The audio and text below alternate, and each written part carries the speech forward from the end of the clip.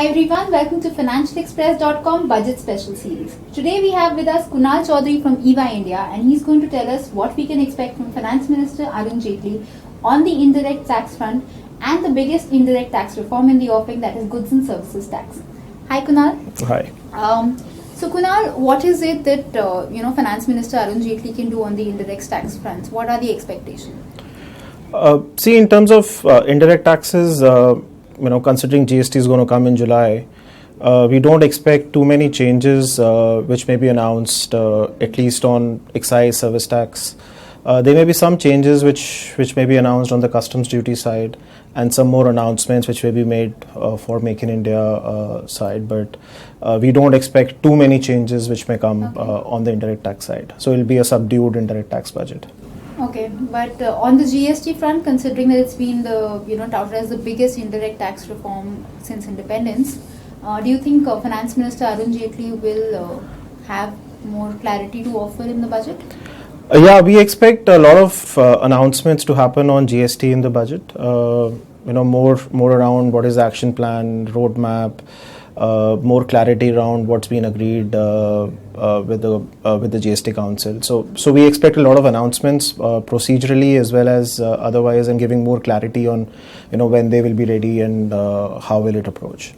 Okay, so Kunal, if I were to break down what GST or goods and services tax means for the layman or our viewers who would be wondering what this whole buzz around GST is, why is it so important for all of us? How does it impact us? So what would you tell them? What is GST? GST, I would just, if I have to explain GST in a simple term, it's essentially a combination of VAT, excise and service tax, where on a transaction now there's only going to be one tax which will be applied. I'll just take an example of a hotel. If currently we go and stay in a hotel, we have various kind of taxes which are levied on a hotel bill. There is a luxury tax which is levied, then there is a service tax which is levied, then there is VAT also which is levied on the food component. Now we'll only see one component which is called GST, easy to understand for everybody. And more simplistically, it'll merge all the laws. It'll merge around 16 laws into one law. Okay, but does that mean that the amount of tax that I'm paying will come down?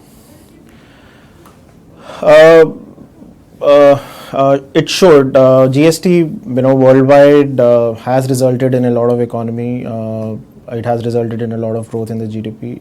On the rate of tax front, or so services are expected to go a little dearer, but we should expect some goods to become cheaper because the rates which they have introduced under GST, cumulatively will be lesser than what's currently being paid. And there's going to be a lot of efficiency around lost credit, seamless flow of credits, which will automatically flow in the economy. Not in the first year, but maybe a little later.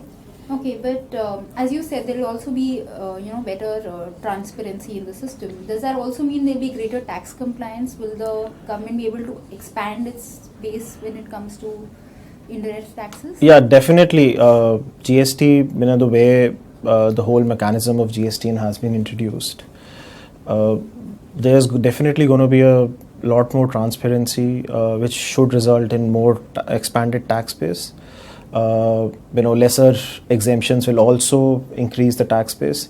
So we definitely, with the reconciliation mechanism matching concept, definitely there's going to be a more transparency and better compliance as compared to today. Okay. There's also this thought process that demonetization a few months or quarters ahead of GST was actually a thought out move, where you're getting people to move towards cashless and getting people to more transactions under scrutiny, so that ultimately it means that GST will be a success only after people start complying. So do you think demonetization was a step in that direction as well? Will it help? Definitely yes. GST will supplement demonetization because demonetization will improve transparency, which is also supplemented by GST, where each transaction will be reported. So definitely it is supplementing what demonetization did, and it's a move forward. I'm not sure if it was a well thought or was it a pre-launch to GST, but yes, it will help. But it will help. Okay, great. And what about corporates? How will they be affected with GST? See, every change generally it means initially for the first 6 months means more teething problems, more work. But after, I believe within 6 months the industry should gear up and should be, willing to accept this as a welcome change, because the way GST has been promulgated and the way the compliances are designed. Though there are state-wise compliances which will still need to be done, but in terms of automation, in terms of seamless credits, there's going to be definitely an efficiency which will come in. Are there any immediate roadblocks that you think are there when you're talking about teething problems, or any immediate issues that can be foreseen and then addressed? Yeah, I definitely on the compliance front for where most of the VAT dealers, small dealers who generally have computers who are not electronic, now everything is going to be electronic. So I see some training, hand holding need there, which will also be one of the primary thing which both the public as well as private sector will have to, the government also will have to take steps to do, because that's going to be the prime and the core of GST. Okay, there's the entire thought process around GST is also about how it's going to propel economic growth in the backdrop of, again, demonetization and the fact that some analysts believe it is going to slow down the economy. Will GST be able to mitigate that effect?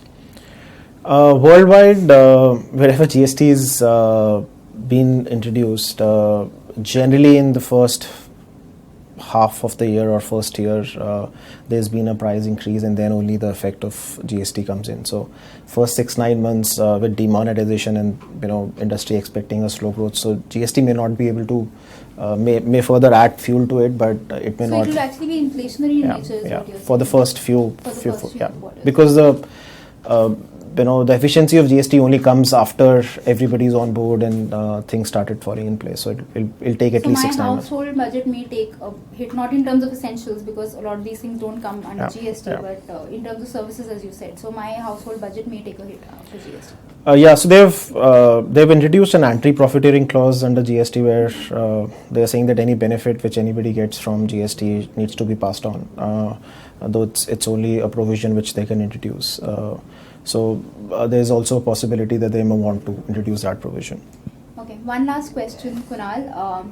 How will GST help in the overall scheme of ease of doing business in India? See, definitely, in terms of ease of doing business, first 6 months with greater compliances, more compliances, it may be a teething issue. But in terms of ease of doing it, because it'll be more transparent, more people on board, and everybody will know, everybody is going to report all transactions. So in terms of trust and faith, that should increase, and that's something which will have. What will also have is that currently there are so many taxes, and all taxes are done by state. So in terms of ease of doing, now we'll only have one tax. Currently there are around 16 taxes which are getting subsumed under GST. So everybody has to do compliances differently. Every state has a different rule. So there will be consistency in rules, there will be consistency in position, there will be one authority. So that definitely is going to be easing out a lot of ambiguity around taxes in India. Okay, great. Thank you so much, Kunal. Thank you for talking to us. And all of us can definitely look forward to GST being rolled out into the economy, and despite all teething problems that we may envision, it's a reform that is likely to bring in greater tax compliance and will definitely propel economic growth. It may again mean that your individual budget may be impacted, but there are a lot of aspects to it which are unclear, and we hope that Finance Minister Jaitley will be able to provide much clarity in the budget on that front. For all budget-related stories, don't forget to log on to financialexpress.com.